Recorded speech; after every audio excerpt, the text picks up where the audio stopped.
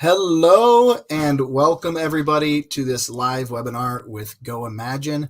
I'm going to kick things off real quick and introduce myself for those who don't know me as you join in.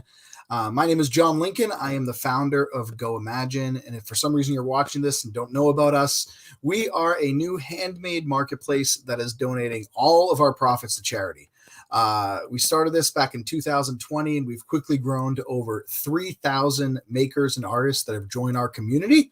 What's up, Karen? Nice to see you to pop in real quick. And really, we have two separate missions with Go Imagine. The first mission is to support makers and artists within the USA to build their handmade businesses. There's a lot of different places that makers and artists can sell.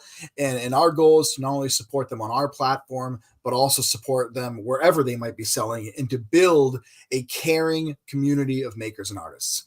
And the second part of our mission is to focus the profits we make from our business on helping children in need. Our focus is to really take whatever money we generate from the company and donate it to worthy children's charities. In the past, I've done some webinars with a couple other charities that we've donated to. And tonight I'm appearing here to introduce you to another charity that we donated to at the end of last year. So without further ado, I'm going to bring in the founder of Curious Learning, Tinsley Galyean. Hello, what's up, Tinsley? Hello, nice to be here. Thanks for inviting me. Yeah, no, I'm honored, and I'm very happy you were able to join us.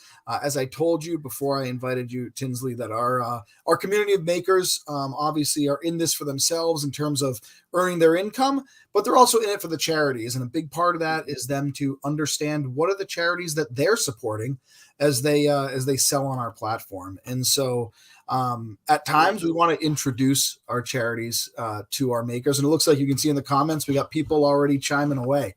I will mention before I have you get started, Tinsley, that if anybody has questions during this webinar for Tinsley or Curious Learning, please feel free to ask the questions in the chat box here. We'll be sure to do our best and get to any questions that come up. So let's get started with the most basic question there is, Tinsley, and that is tell us the high-level 1,000-foot view of Curious Learning and what you folks do with the nonprofit. Yeah, well, real simply, our mission is a real simple statement, which is just to give everyone the opportunity to learn to read. Now, question is, how do we go about doing that? And for us, the way we do that is we curate and localize apps that can run on low-end smartphones and make them freely available to people all over the world. And so that's, we kind of came to this through a series of kind of researches and experiments in a number of different countries over about a decade ago, and have worked for the last decade to figure out how to do that at scale. So, which is incredible. And as we go throughout this conversation, I'm just going to be asking you questions out of my own curiosity. And when we first found out about Curious Learning, one thing that really excited me is that you're obviously a charity that's focusing on children in need, but you are also a technology company, right? You are a nonprofit tech company, and you deliver your foundation's services to these children through tech. One question I have for you though is, learning how to read, to me, being from America, being from a first world nation, seems very basic. It's like, oh, great, you're teaching people how to read. Good for you. But talk to us, about, there are so many countries, and I can pontificate myself on the answer to this, but there are so many countries out there where learning to read is a critical need that isn't provided, right? Well, that's absolutely true. I think there's two things going on there. One is that most of us that read have kind of forgot how much work it was to learn to read. It becomes so second nature and so automatic that we kind of forget that, effectively, even here in the US, when we were in a well-resourced school, it was our full-time job between kind of kindergarten and fourth grade.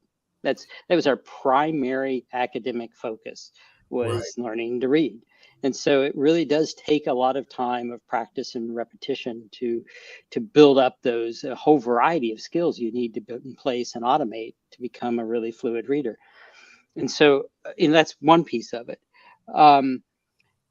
and it is, from an educational standpoint, so foundational. It gives you access to so many other things. And to give you a sense of the scope of how that's not being accomplished in a global scale, is that there's roughly 700, and this is kind of pre-pandemic numbers. So the post-pandemic numbers are still sifting out, but pre-pandemic was about 770 million adults who really couldn't read at all, right? And in addition to that, there's about 660 million children that were destined to join them, right? So it's about 1.25 billion people on the planet that effectively have almost no reading skills at all. Right. And Right. and 75% of those are focused in two primary geographic regions in the world. That's India, with a couple surrounding countries in sub-Saharan Africa. And it's 2/3 of them are women or girls. Wow. So it gives you some sense of the scale of the issue. Yeah, I mean, it's we're fortunate to live in, I guess, what people would call a first world nation. And when you think of like Maslow's hierarchy of needs, a lot of the basic needs are met here. Food and water, shelter, and then of course like some basics of education in our free education system. But yeah, when you go to these other countries, there are so many needs not being met, and education, specifically reading, is one that I imagine can take children so many places once they actually learn how to do it. Now, when you started the company, or I should say the foundation, I know this has been around since, I think you said before the meeting, you said 2014 it started. That's when we started the research work a couple years before that, but we founded the nonprofit in 2014. Okay. And was it, am I right, when was it Ethiopia was the first trial you took in terms of seeing how this would work? Okay. It was. Basically it started, the early research started with a simple question, which is, could we use mobile devices, and could kids, if we put the right material on it and we gave it to kids with little or no instruction, with them interacting with it on their own, if it's well curated content, could they build literacy skills? Could they learn to read? And we did that by identifying two very remote villages in Ethiopia. One up in the mountains at about 12,000 feet, and that's where this picture was taken. That's where I took that. I feel like, did you look for the hardest place to start? You were like, how do we? Pretty much. Like, let's not start with someone who doesn't have the internet. Let's go to like the deepest, furthest place possible. Yeah, well, I think there were a couple things. One, we wanted to say, if we can do it here, we can probably do it anywhere. And second was, we wanted to be in an environment where no one read in any language, right? And they had no access to school, so that we knew that the only intervention they were getting was what we were providing them, right? And so we did that. And there was another village out in the bush that was where this group lived 10 kilometers from a water source, and walked there every day. Was another one. Just to pick up water and bring it back. Right. And so those two, that was the second one. This is Swollen-Shetty. And what we learned after a year, we brought in tablets, created a solar charging station, allowed them to use it, and the kids use it regularly, and had somebody check in periodically to make sure things are still running and working for them. And we didn't even tell the kids how to turn them on. We just handed them out. And within about 4 minutes, a kid figured out how to turn it on, and they started using it, and they created this kind of collaborative, active community where, as kids figured things out, they would share it with each other and kind of grow each other's skills in a collaborative way and supportive way. And after about a year, we went back and assessed them, and they were roughly at the same place they would have been at in a well-resourced U.S. kindergarten after a year. So that was kind of mind-blowing. I mean, that's incredible. And I imagine there's a lot of, I would call, thirst of knowledge for these children. I mean, I got 4 kids, and you hand them an iPad and they get excited, but then there's 100 other electronics to get distracted by. But, for someone in a remote part of the world like this, it becomes a device that is their connection to the entire outside world. There is no anything else for them. So I've got a million questions running in my head. One comment I'll make is, it's funny you mentioned the one button thing, because I'm not sure if it was Steve Jobs or maybe one of the higher Apple executives, maybe Tim Cook. But have you ever heard the story about when they were in Africa and they saw a child use the iPhone for the first time? No, I don't think I've heard that story. You should look it up because it was very much in Okay. line with your story. So essentially what it was when they designed the iPhone, the idea was, actually it was before the iPhone. It was an iPod, right? Okay. And the idea was at the time, MP3 players were so convoluted. They had all these buttons and widgets and things, and they made it with Yep. one button in a circle, right? And Yep. he said when he dropped it off, when there was an Africa and let a kid use it, and within minutes they could figure out how to use it. They knew they're on to something because it's as simple as can be. Anyone can pick it Yep. up and start using it. And Yep. and that device, which is an Apple or a Samsung at this point, is now provided you the ability to take that device and make it an educational tool for these children. Now walk me through for a second here. So obviously there's the software app where they learn everything. And then there's the device, and you even mentioned the charging stations for solar because maybe they don't have electricity.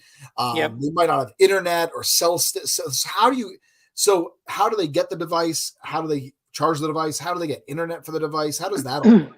Right. So during the early years, well, all the content we have once it's loaded on the device can be used offline. So there's no required continuous internet connection. So right? for everyone who's listening, that means that literally once you load it, you can lose connection to the internet and keep using it. That's right. So, and we've intentionally designed it that way. Some of these communities are very sensitive to data costs and may only get connections intermittently through hotspots or so that's one piece of it. The other part of your question, remind me. So the other part of the question is electricity and also devices. actually getting the device. I assume they don't have an Apple store they can go to and purchase the device themselves.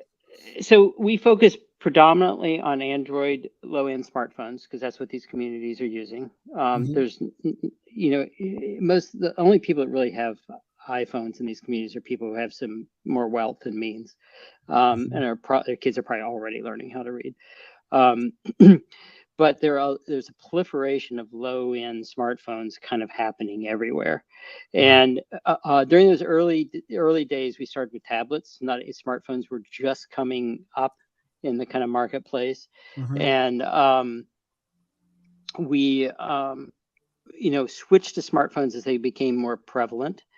And we do have partners who run programs where they hand out devices and make them available to families or kids. As a matter of fact, the World Bank did that in northern Nigeria for a study they did. But the majority of the people we reach today and rapidly are parents who already have a low-end smartphone and want this to facilitate mostly their kids learning to read. But in some cases, we find the parents are using it too, which is great. So whoever wants to read, right? Right, and it's it seems a little antithetical, but the beauty of it is that the need for smartphones is and the ability to use it to find work or to to get information or entertainment, even if you're not particularly literate, is growing, and so. There's a large base of people we can reach through existing devices, and that number of devices is growing. So the low-hanging fruit is reaching parents who already have devices, and then we eventually hit the hardest to reach people by handing out devices. Right. Which makes perfect sense because some areas are more remote than others. Some have access to.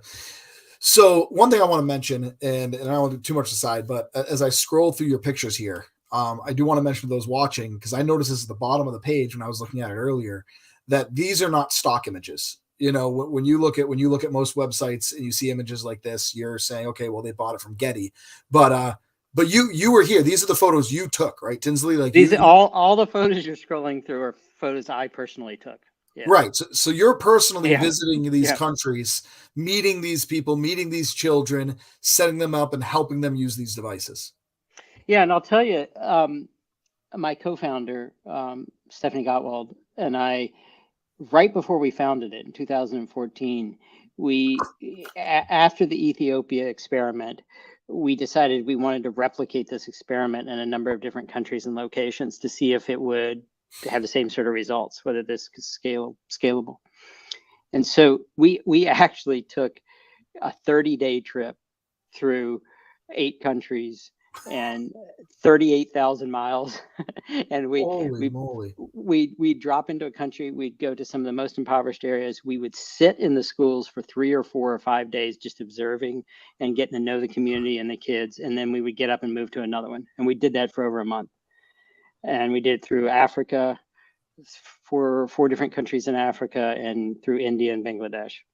Which is incredible. So, yeah, and I mean that just blows my mind, and seeing these photos really brings to life, the experience you're having. And so you talk about that. So I have a bunch of questions. So all these countries speak different languages, right? So so are you with an interpreter, or are you just fluent in everything? No, I'm definitely not fluent in everything. We often would have an interpreter with us when we were in those areas in the communities. There's kind of, you do, after you're there for a while, pick up some basic phrases, just like you would traveling anywhere. But you can't fully communicate without an interpreter. Now that does beg the question that, we work in all those languages. It's very important to learn to read in the language you speak. Right. Of course. The scientific evidence is quite clear that's the best way to learn to read. So we make an effort to make sure that all the content is available in mother tongue languages for the communities we're trying to reach. So we currently have and support 69 languages. And 69 languages. And that's growing every day, right? We have about 300. Well, we have about 350 subcontractors that are native speakers of those languages that we use to help with that process of localization. Okay. We build kind of regimented processes for taking these apps and what we call localizing them into those actual languages. And so there's a process for that. Wow. Yeah, no, I mean, clearly there has to be a process for you to have 69 languages. And and I imagine some of the more remote languages are harder to get. Yeah, that's incredible. So we actually have one question that popped up here from Karen. I'll ask that now. And the question is, do you take used Android phones to recycle and use? So I assume the part of that question is, would you ever have a program that does that so that you can provide phones, like people could donate their phones for you to provide to children? Yeah, that's a good question. We don't actively have a program to do that right now, partly because our,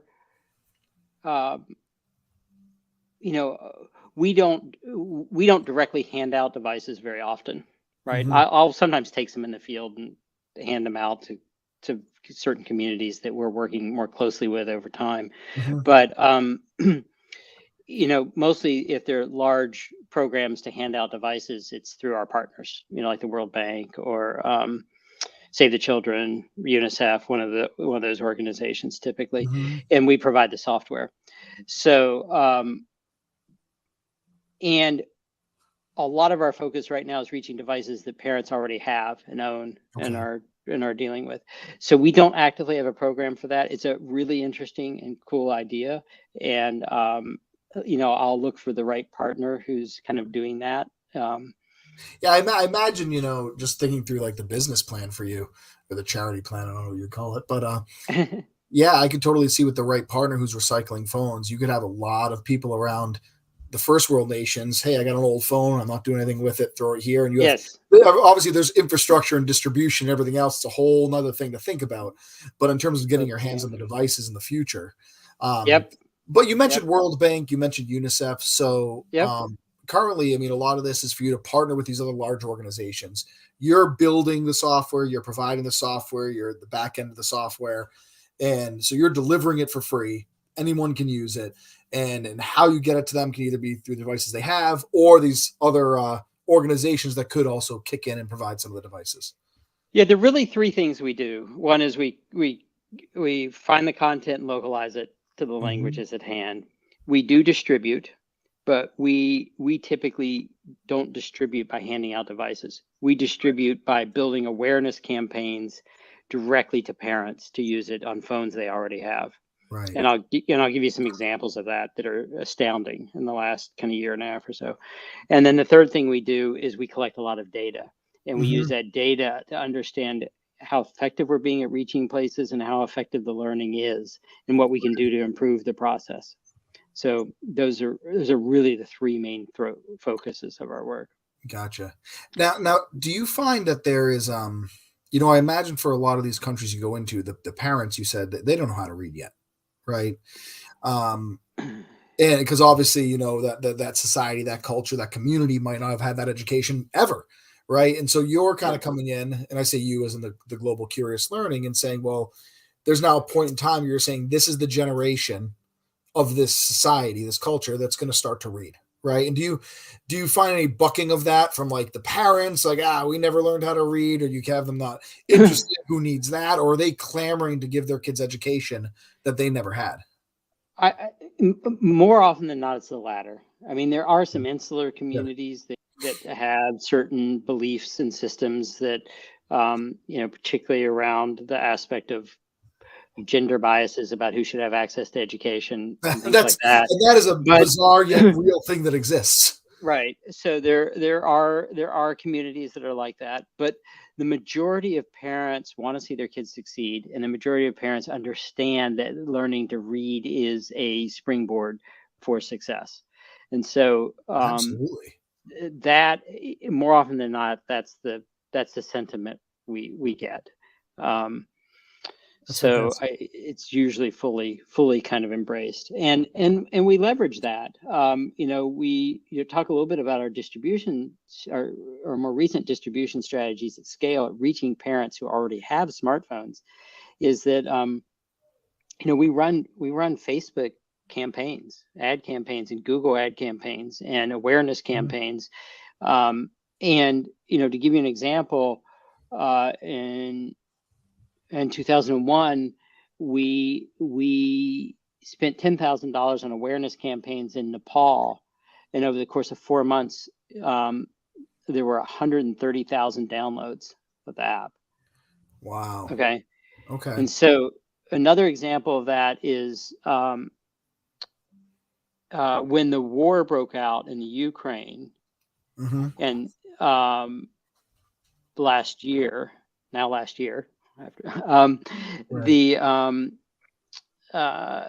We happened to, for kind of a weird historical reason, had a Ukrainian version already.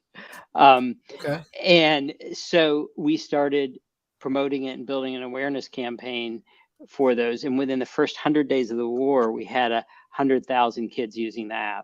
100,000 children. 100,000 Ukrainian kids using the apps.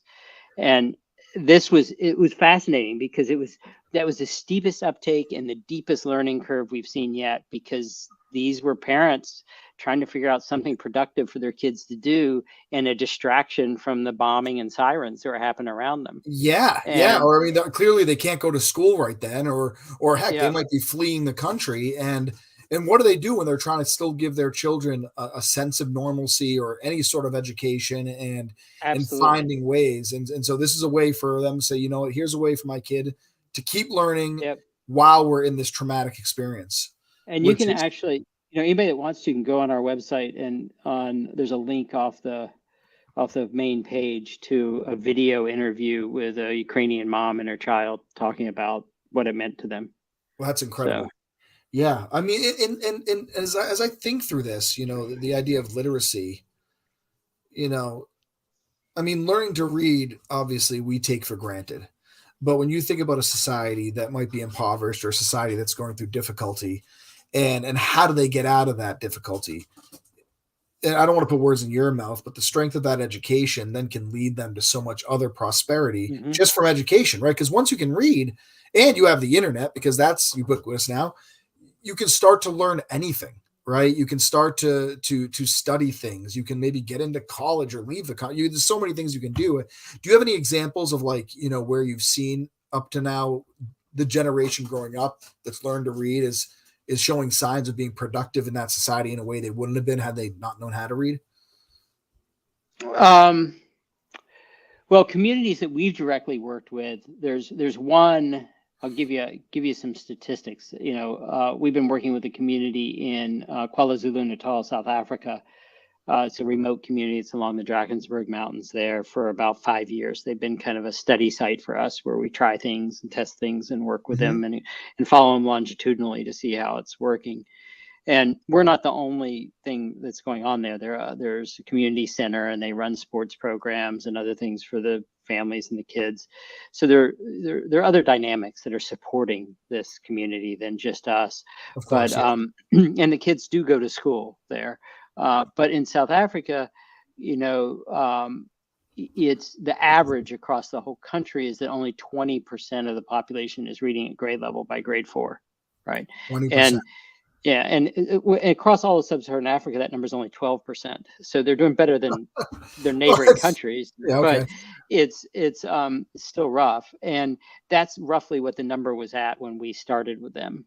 And the native language there is Zulu, and we have provided software and devices were provided in this case to the community as well as a study site. For and apps in both Zulu and English as an aspirational language. And at the 4 years in to the program, the kids were all tested again. And unlike the norms that were still pervasive across the country of only 20%, 100% of the kids in this community were reading at grade level in Zulu, and over 50%, 100%, and that's better than probably the U.S. and over 50% of them were also reading at grade level in English. So they're reading 100% grade level in Zulu, and half of them also started reading in English. Yes, yeah. So, well, like I said, there are other things going on there to support that community than just us. But it's, the World Bank just finished a study with our work. They just published it, actually. They did a study in northern Nigeria with 9,000 homes. There, they the World Bank devices. Alongside you. They were doing a study on the effectiveness, on the effectiveness of our software. And wow. So 9,000 homes, long-term, full, what they call an RCT, randomized controlled trial study, big deal, and over a couple of years. And they finished that and just published that. And the bottom line is that they found that this intervention was the second most effective early literacy intervention that they had ever been studied at a large-scale RCT. The first being one-on-one tutoring. So the only thing that beat what you were doing was one-on-one. Literally, it's an app, or we have to hire an individual to teach every kid individually.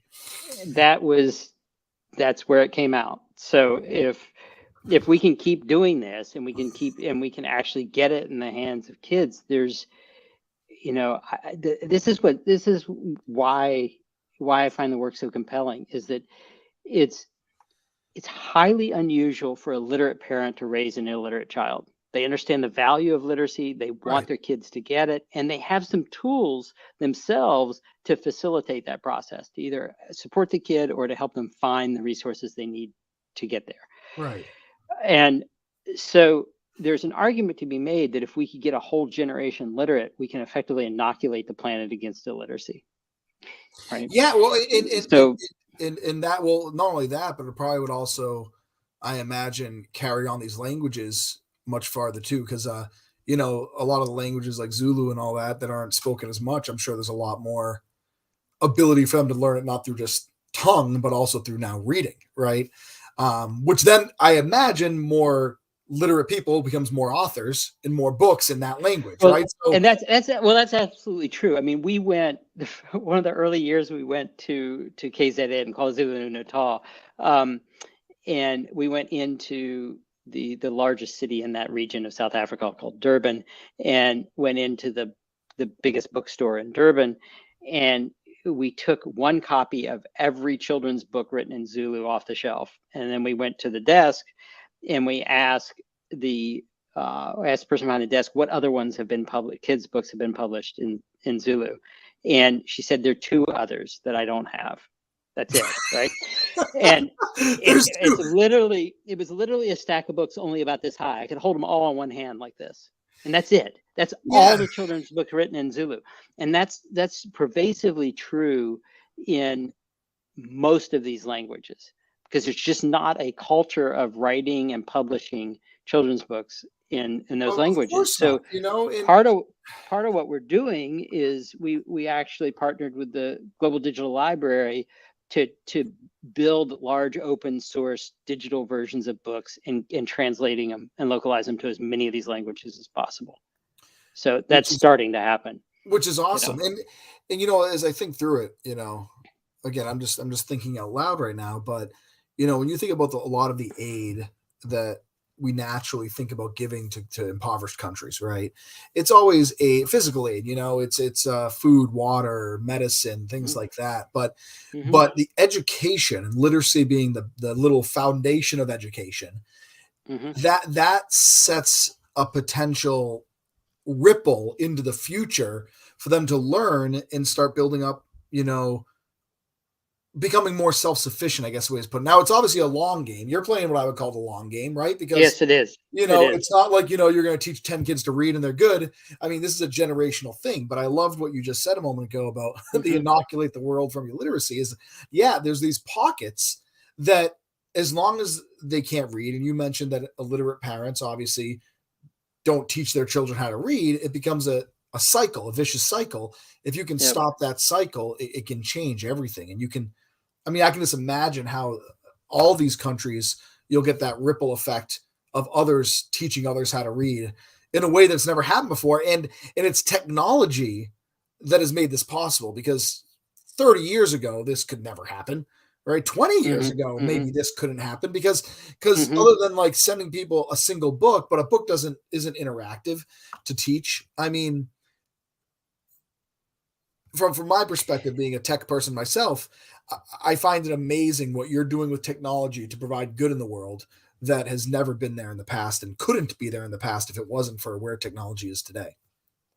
Well, we're definitely enabled by the environment that's happened, right? And with the proliferation of smartphones and low-end smartphones, that's been, it's a huge enabler for what we're doing. And this is, I think we're just one example of the potential of that medium to be used in really kind of productive ways in our world. You make I want to circle back to a very important point that you make, which is that there's a lot of things that people do when they think about development work and helping people, and most of them are addressing things that are considered life-threatening, right?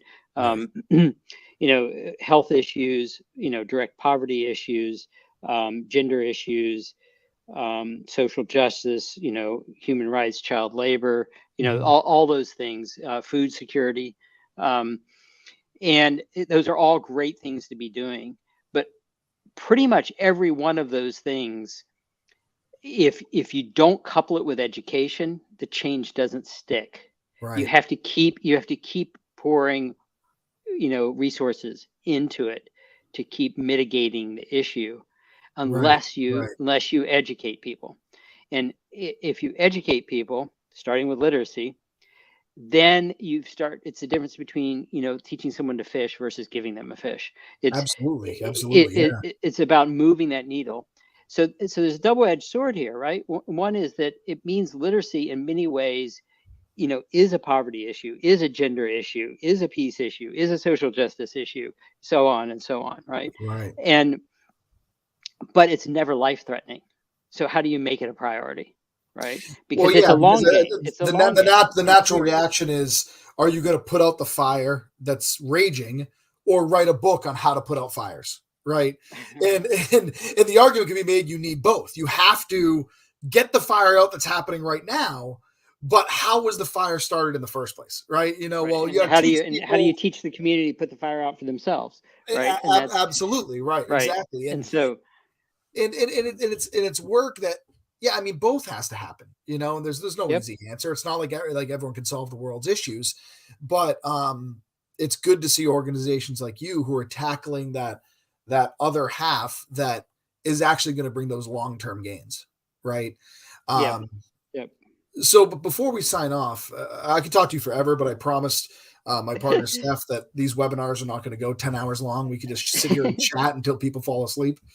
Um, but for anyone who has questions, please post them or after email me if you have thoughts or go to curiouslearning.org. Tell me about, I saw something on, I think it was your site about the Global Literacy League. Is that something that's starting up this year? And tell me about what's going on with that. Yeah. So, in an effort to build awareness in these communities, right, and in these countries, we've certainly had great success by running, localized, social media campaigns, right? But we're starting to engage with local people Mm-hmm. who have connections to the community, who want to join the kind of mission and the cause and understand their community and their culture and their country, and work with them to build out these programs and to enhance and improve both the social media campaigns as well as other on the ground efforts to build awareness there. So Mm-hmm. I'll give you an example of one of our first Literacy League fellows that's joining us, a woman by the name of Kamasa, who's in Ghana. And she's been working for a number of years now on food security issues in rural areas. And so she works with about 140,000 young moms between the ages of 14 and 25 who have an average of 5 kids per mom Five at kids that per age. mom. Yep. Wow. Obviously, marriage at a young age is kind of the norm. And there's a number of men who have multiple wives in some of these communities as well. And so, and she's predominantly been working on food security issues and made some headway in these communities on that front. Okay. But she's realized that she needs to take it the next step and try to provide them some educational opportunities. And so we'll be working with her to reach those young moms and their 5 kids per mom. And Jeez. what's astounding is that not only is she there and on the ground and understands all this and is a great partner and great opportunity for us to understand how to reach not just her community but the entire country, right? Because of her insights.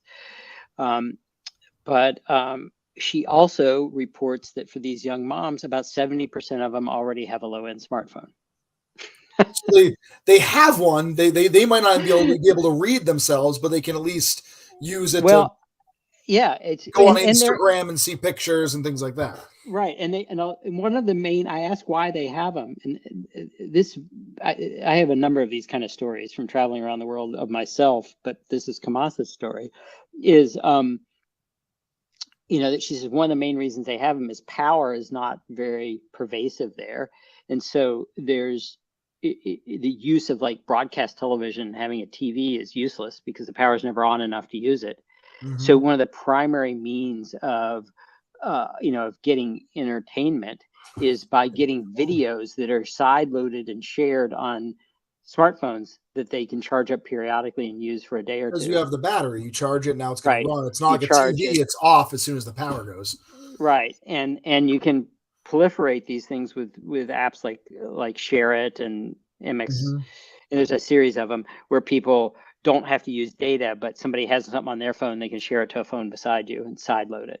So our app sometimes proliferates that way too, that, we'll seed it in the community and then they'll sideload it and share it amongst the rest of the Well, people in the community. and you have to imagine that's when you talk about this literacy league you're now building and the communities, that is specifically I think what we're trying to do within Go Imagine, right? Because change happens when communities rally around something and share it, Mm-hmm. right? Mm-hmm. I mean, until since the dawn of time, that's how you see things happen in the world. It's when communities adopt something, whatever it might be, and then they tell their people, they tell their friends, they show people what they're doing, and that's how movements start, right? And Mm-hmm. this literacy league is exactly what I think is going to be fantastic for you guys because you've now built the tool.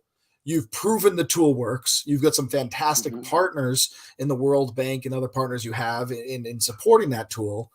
But Mm-hmm. then this next component is to get the communities to know about it, share about it, and talk about it, because Yeah, that's when you're absolutely. seeing it spread. And this is the type of viral moment that can definitely change things as you get out there. And quite honestly, with Go Imagine, it's very similar. You know, we've built a new marketplace that's focused on helping worthy charities like yourself. And as we build our community of makers and artists, the hope is that everyone's going to learn more about it. They're going to tell other people, all support it, and you know, a rising tide floats all boats, so to speak. Well, it's a real pleasure to have been invited to be part of the Go Imagine community, and I can't be thankful enough for not only for the support but also for being part of the community. It's an awesome community that we're excited to be working with and be part of, and and I think together it's going to be fun to kind of watch us both kind of scale and That's the goal. That's the goal. and to watch how we can do that together. I mean, we reached 500,000 kids last year. Half Right? a million, so 500,000 children. In last year, over the lifetime of our organization, we reached about 3.5 million. But last year, we reached 500,000 during that year. Either started or continued their journey on actually learning how started. to Started. Yeah. So you count by when they started. Okay. Yeah, they started it. So some of them will continue it into this year. But that's the number we acquired of new learners last year. Well, Tinsley, that's fantastic. I'm honored that we even get to talk and work with you. I look at it at Go Imagine as just a conduit to help charities who are doing the real hard work. And I think what you've put together and what your organization's put together is quite frankly incredible, and incredible in a very ingenious way, right? You've done something that, is sorely needed in the world, and you found that need and you're starting to fill that need. So that's fantastic. Is there anything else you'd like to let us know with parting words before we kind of wrap up here? No, I invite anybody who's listening that if they want to know more to just reach out to us, go to our website and, sign up for our newsletter if you want to keep the news coming up, or there is a place where you can put in an inquiry, and I'd love to hear from anybody. So and thank you all for for allowing us to be part of your community. Well, that's great, Tinsley. I look forward to the future. I look forward to hopefully continuing donating to your cause as we can keep growing. And for all of the Go Imagine members that are listening right now, I want to thank you for taking the time to listen to Tinsley's story. As you know, we are working very hard to build a platform for makers and artists that are helping children in need, and Curious Learning is certainly a worthy charity we're supporting. So thank you, everybody, for watching this. Just so you know, we have some more webinars coming up, probably I think in the next week or two, regarding our shared ownership for makers. We have some exciting tech updates that are happening. So keep an eye out on the social channels. Thank you, and Happy New Year, everybody. Tinsley, thank you very much. You have a great night. Thank you, everyone. Thanks. Bye.